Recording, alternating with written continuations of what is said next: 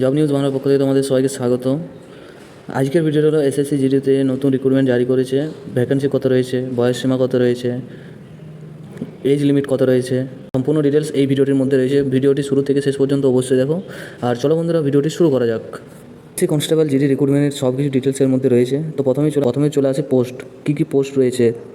GD constable, 2 নম্বরে রয়েছে CRPF, 3 নম্বরে রয়েছে এসএসএফ, আর 4 নম্বরে রয়েছে আসাম রাইফেল। ঠিক আছে, তোমরা যে পোস্টে ফর্মটি ফিল আপ করতে পারো।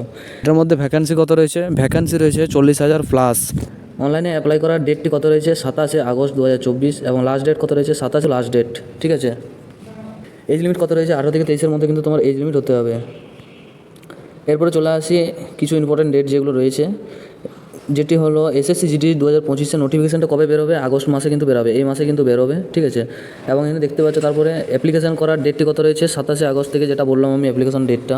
এক্সাম ডেটটি কত রয়েছে? জানুয়ারি থেকে ফেব্রুয়ারির মধ্যে কিন্তু তোমাদের এক্সাম হবে 2025-এ। তারপরে দেখতে পাচ্ছ রেজাল্ট কবে বেরাবে এসএসসির? রেজাল্ট বেরাবে মার্চের দিকে। ঠিক আছে, এরপরে তোমাদের সিলেকশন প্রসেস কী রয়েছে? সিলেকশন প্রসেস হলো কম্পিউটারে বসে বসে তোমাকে এক্সামটা দিতে হবে, এবং তারপরে চলে আসে কি, তারপরে মাঠ পাস করতে হবে, এবং তারপরে ডকুমেন্ট ভেরিফিকেশন। তারপরে কী রয়েছে? তারপরে কিন্তু মেডিকেল এক্সাম হবে।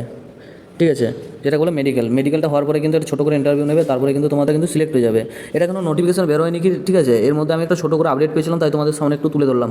এই নোটিফিকেশন বেরাবে কিন্তু আগস্ট মাসে কিন্তু নোটিফিকেশনটা বেরাবে, আর রেজাল্ট বেরাবে তোমাদের মার্চের দিকে কিন্তু রেজাল্টটা বেরিয়ে যাবে। তো চলো বন্ধুরা, ভিডিওটি ছোট্ট করে হলো, বাট একটা ছোটো করে আপডেট পেয়েছিলাম, তার জন্য ভিডিওটি বানিয়ে তোমাদেরকে আপডেটটা দিয়ে দিলাম।